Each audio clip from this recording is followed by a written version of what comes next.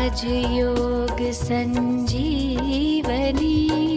सुख स्वास्थ्य संपदा वर्धिनी प्रिय आत्मन बंधो नो अनुभव करा हो अनुभव करा।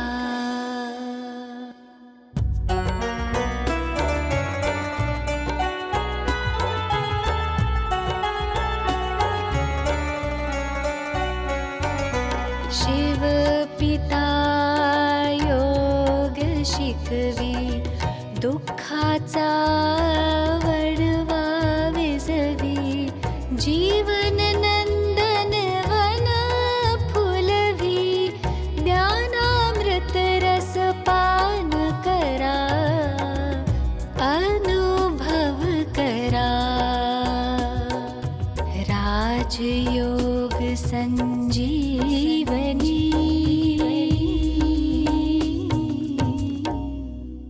नमस्कार दर्शक मित्र, राजयोग एक संजीवनी यामध्ये पुन्हा तुमचं स्वागत करते।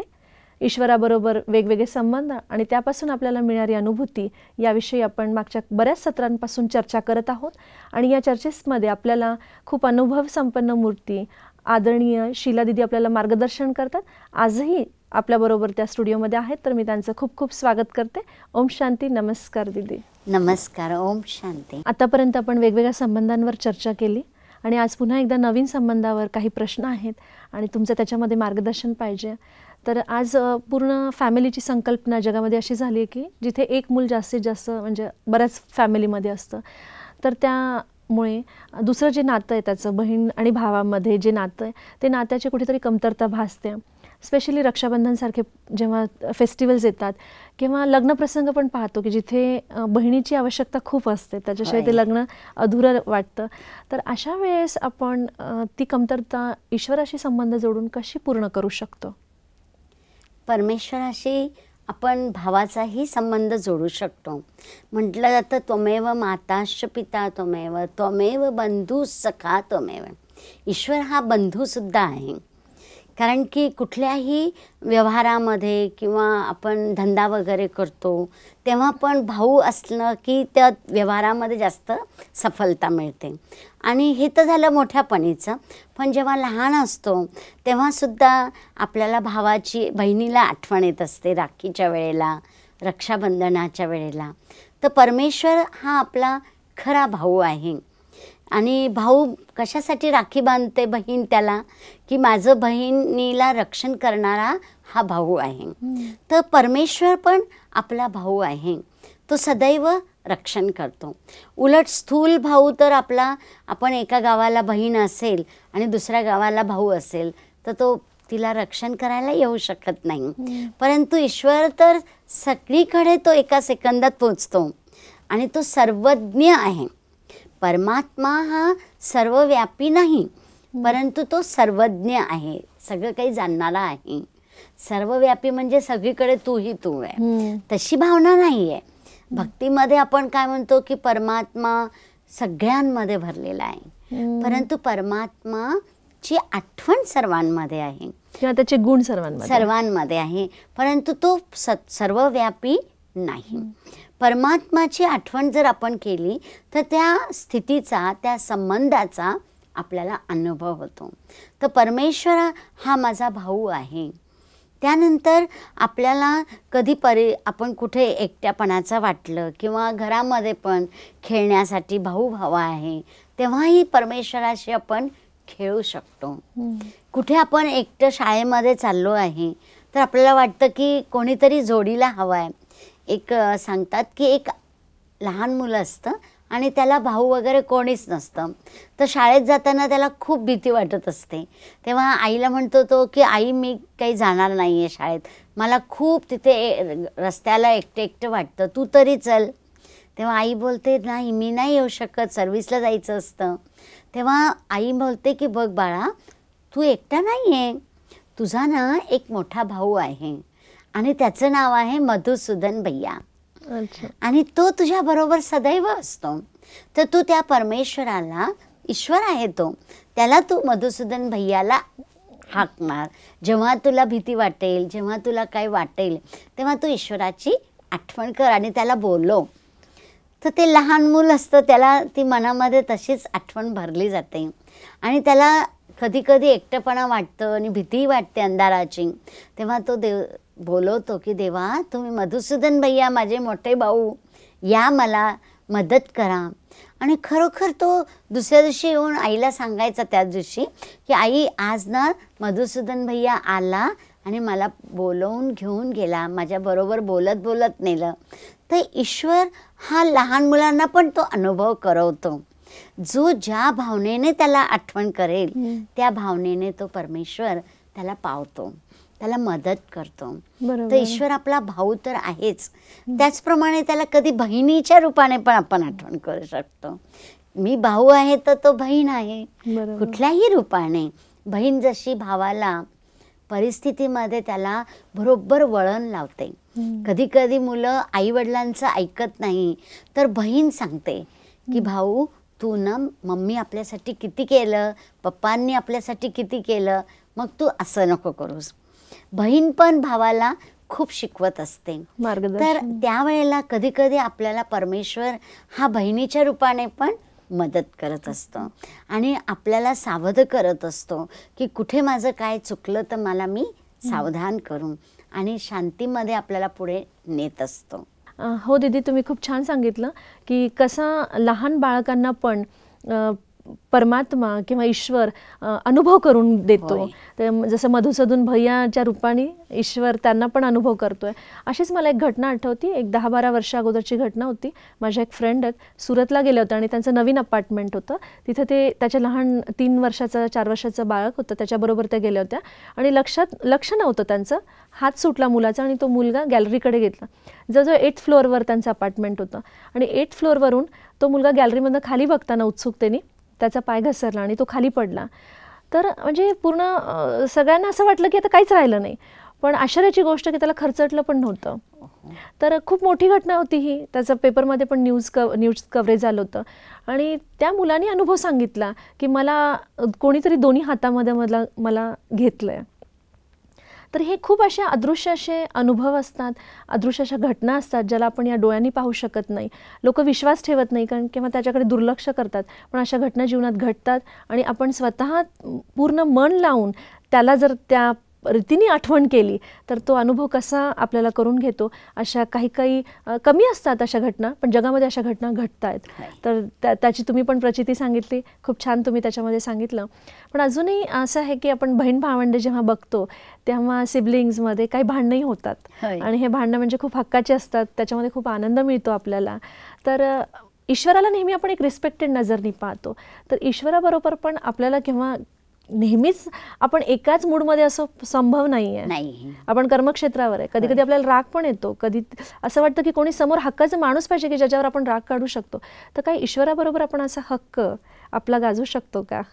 जेव्हा आपण ईश्वराच्या जवळच जातो तेव्हा मनातल्या सगळ्या गोष्टी आपण देवाला सांगत असतो आणि काही गोष्टी आपल्या मनासारख्या होत नाही तेव्हा तेही आपण देवाला बोलतो आणि खरोखर परमेश्वर हे आपलं सगळं ऐकतो.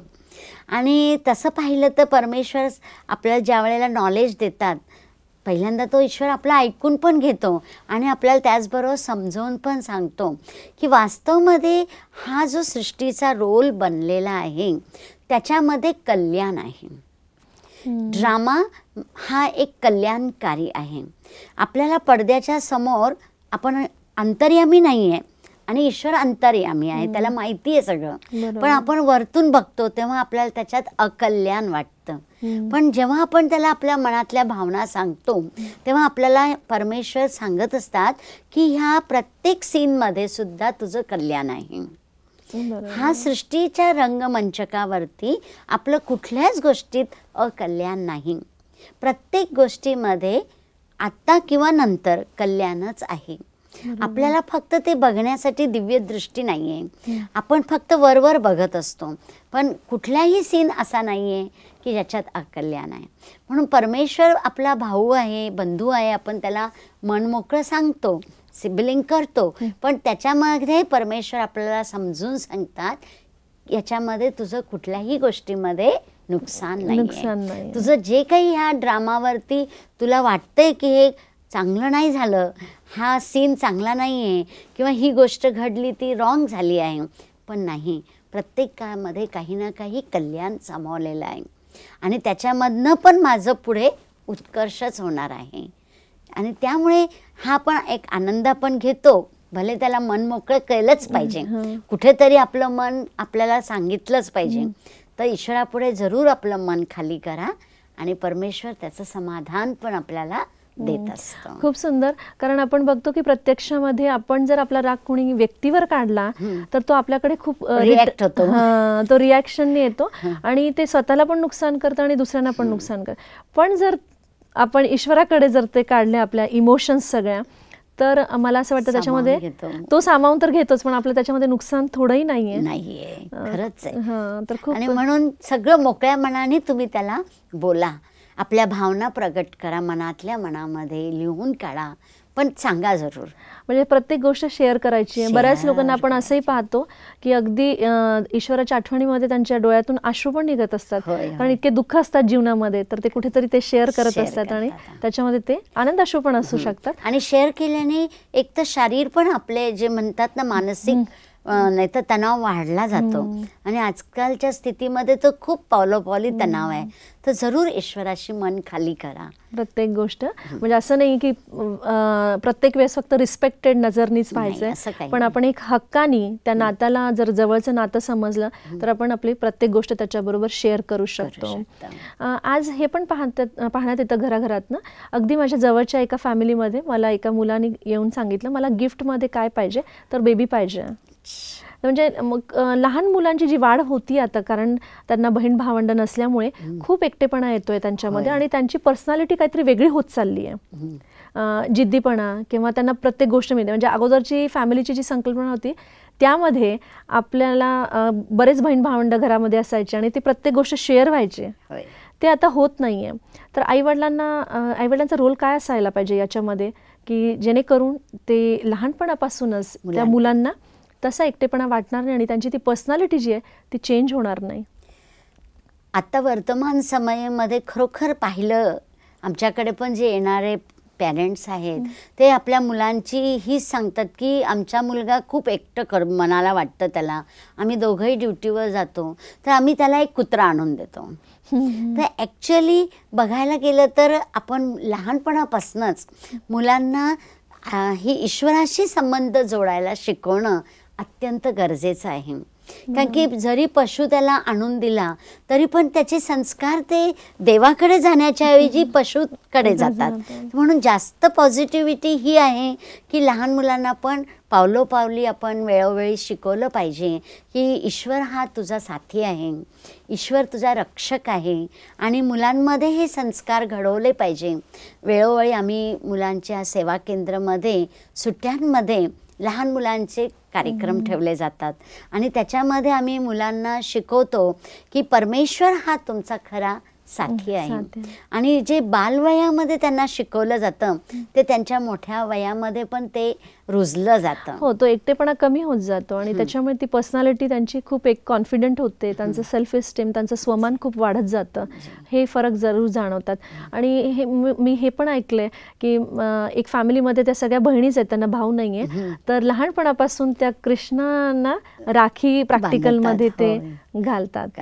तर खूप सुंदर. आपण ह्या पूर्ण चर्चेमध्ये कसं आपण एका भावाचं बहिणीचं नातं जे कमी आपल्या संबंधामध्ये आहे ते आपण त्याच्याशी जोडून आपण ते प्राप्त करू शकतो. आणि जसं तुम्ही पण प्रत्येक रक्षाबंधनावर तुमचे असतील बहीण भाऊ सगळे असतील, पण जसं तुम्ही सगळं स्वतःचं जीवन ईश्वराला अर्पण केलेलं आहे, तर त्याप्रमाणेच मला असं वाटतं की तुम्ही तसंच चालताय. होय, आणि सर्वांनी ईश्वराला आपला भाऊ जरूर माना आणि तो आपला खरा रक्षक आहे ही माझी सद्भावना आहे. आणि आपण सर्वांनी त्याला राखी बांधा मनाने आणि त्याला आपल्याबरोबर, आणि तो कमीपणा जो आहे तो पूर्ण होईल आपल्या जीवनातला. तर मित्रांनो, आज तुम्ही बघितलं की वेगवेगळ्या संबंधाची चर्चा करत करत आपण या भागामध्ये बहीण आणि भाऊ ईश्वराला कसं बनवू शकतो. बऱ्याचदा जीवनात एकटेपणा येतो, जी पारिवारिक संकल्पना आता वर्तमान सद्य परिस्थितीमध्ये आहे त्यामध्ये ही संभावना खूप आहे की नेहमी आपल्याला ही खल जाणवते.